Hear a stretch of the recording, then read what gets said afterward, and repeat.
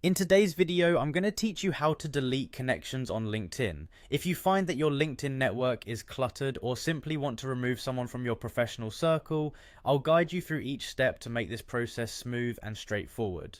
First, let's start by navigating to LinkedIn.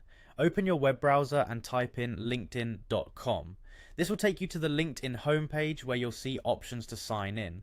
You can log into your account by using your Google or Microsoft credentials, or you can enter your email address and password. If you've enabled two-factor authentication on your account, LinkedIn might require you to verify your identity.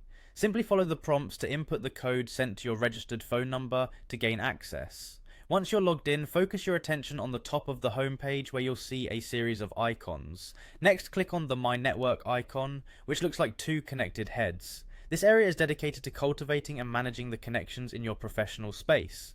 After entering the My Network section, look to the left-hand side of your screen. Here you'll see a menu that includes connections. Click on it to view the list of people with whom you are currently connected on LinkedIn.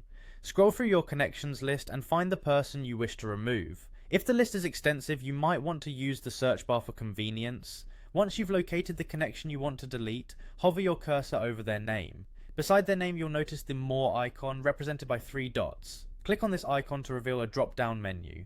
In this drop-down menu, there will be an option to remove connection. Select this option to proceed with removing the individual from your network. A pop-up window will appear asking you to confirm your choice. This is a final step to ensure you do not accidentally delete someone you wish to keep. Click to confirm.